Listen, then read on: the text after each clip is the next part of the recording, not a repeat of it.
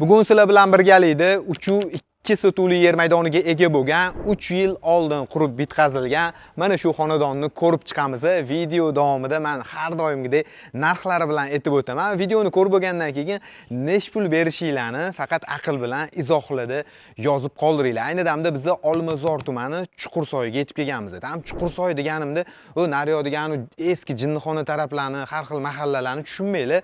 Bu mahallani ko'radigan bo'lsak, mana kattagina keng tupik bo'yapti. Yon atrofdagi uylarni ko'rishingiz mumkin. Bitta gap bilan aytganda elitning zo'r mana bu yoqda uylarimiz ham bor. Mana bu ko'chadan to'g'ri chiqadigan bo'lsak, mevazor bormi? Ana o'sha mevazordan kirib kelinadi. Endi uyimizni fasaddan ko'rib o'zingizlar bitta baholab qo'yasizlar. Tashqari tarafida yashil hududlari bor. O'rtadan asosiy kiraverish eshigi, naryoqda avtomobilimizni olib kirish uchun darvozaxonasi bo'ladi.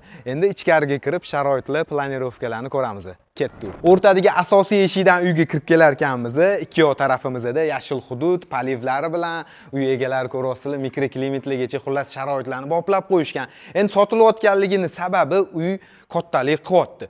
Endi mana hovlimizni bu yoq chap tarafini ko'radigan bo'lsak, darvozaxonamiz ham bunaqa kacheliklargacha qo'yib qo'yilgan. Uy egalari keyin aytishyaptiki, agar kelisha olsak, hamma narsani shunda tashab chiqib ketaman deyaptilar. Agar kelisha olmasak, ba'zi bir narsalarimni o'zim bilan olib chiqib ketaman dedilar. Endi qaranglar, bu yoqdan zinani ko'rasizlar. Bu zina orqali ikkinchi qavatga xonalarga to'g'ridan-to'g'ri chiqib ketsak bo'ladi va bu zinamizning tagida bitta katta yerto'la qilingan, uyimizning isitish tizimlari ham shu yerto'lada joylashtirilgan. Bu yoqda bo'lsa, sizlar shinamgina yozgi oshxonani ko'rasizlar. Buni yonginasida bitta hojatxona qoldirilgan va binoga ikkita kiraverish eshigi bor. Bu yoqdan kiradigan bo'lsak, to'g'ridan-to'g'ri qishki oshxonaga kiramiz. U yoqdan asosiy kiraverish eshik bo'ladi. Ketdik ko'ramiz. Binoga asosiy eshikdan kirganimizda o'ng tarafdagi birinchi xonani ko'ramiz. Bu marhamat mehmonlarimiz uchun mo'ljallangan kattagina keng mehmonxonamiz bo'ladi. Buni tepasida yana bitta xonamiz mehmonxona uchun mo'ljallangan. Bu zinadan ikkinchi qavatga chiqaverishimiz. Ikkinchi qavatga alohida to'xtalamiz. Birinchi qavatimizda navbatdagi xonalarni ko'rar ekanmiz. Bu yoqda bitta kattagina xona garderob qilingan ekan. Buni yonginasida marhamat vanna xonasini qaranglar. Kattagina kengligi shaxsan o'zimga yoqdi lekin bor. Buni yonida kirmoshina qo'yilgan bitta prachniy xona va bu yoqda ochiq katta hol qilingan divanli zona, bu yoqda katta televizorlar qo'yib qo'yilgan. Endi bu oilaviy mazza qilib o'tiriladigan xona qilingan ekan. Uyimizda damofonlar, har bitta xonalarda konditsionerlargacha bor. Bu qishki oshxonamiz, 6 kishilik stul qo'yilgan. Mana boya ko'rsatgan eshigim yoqdan kirsak bo'ladi va mebel texnikalariga e'tibor beringlar. Mana shu 3 yillik uy, lekin hamma narsa akkuratni turgan ekan. Biz bo'lsa ikkinchi qavatga chiqamiz. Ikkinchi qavatimizda naqd 6 ta xona bor. Zinadan chiqqanda chap tarafdagi birinchi xonani ko'ramiz. Boya aytganimdek, bu ikkinchi mehmonxona. Endi uy egalari buni yotoqxona qilib ham foydalanishgan ekan.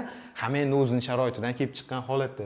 Va bu yoqda marhamat bolalarimiz uchun mo'ljallangan navbatdagi ikkinchi qavatdagi ikkinchi xonamiz va buni yonginasida umumiy bitta hojatxona qilingan va buni yonida yana bitta xonamiz bor. Bu yotoqxona. Endi ichkarida bolalar bo'lgani uchun alohida to'xtalmaymiz, lekin bu xonani ichida o'zini yuvinish xona, hojatxonalari bilan birgalikda bo'lyapti. Va bu tarafda navbatdagi bolalar uchun mo'ljallangan yotoqxonani ko'rasizlar. Endi buni yonginasidan bo'lsa, mana keyingi xona. Bu ham ota-onalar uchun mo'ljallangan yotoqxona, o'zini ichida sanuzillari bilan birgalikda bo'lyapti. Endi qaranglar, boya aytdim-ku, zinadan ikkinchi qavatga chiqsa bo'ladi deb. Mana bu yoqdan ko'rishingiz mumkin. Masalan, mehmonlar kelganda, mehmonlar uchun agar men bu xonani yotoqxona qilib beradigan bo'lsanglar, alohida masalan zinadan kirib chiqish imkoniyat degan zo'r ekan bor-ku. Devorga ahamiyat beringlar. Bunday dumaloq qilinganda, mana bu yerda bitta oxirgi bu sanuzulimiz. Kattagina vannasi, unitaz, xullas rakvina, hamma sharoitlar zo'r qilingan. Uyimizning sharoitlarini sizlarga to'liqligicha ko'rsatib bera oldik deb o'ylayman. Yoqqan bo'lsa, videoga like bosib qo'yish esdan chiqmasin. Nech pul bergan bo'lardinglar? Izohlarda yozib qoldiringlar. Uy egalari 1-2 oy oldin 300 mingdan baland chiqarishgan ekan. Hozir pul zaril bo'lgani uchun 289 ming dollarga chiqaryapmiz. Yana tepasida kelib egalar bilan gaplashurasizlar. Telefon nomerlar video opisaniyasida bo'ladi, aloqaga chiqaverasizlar.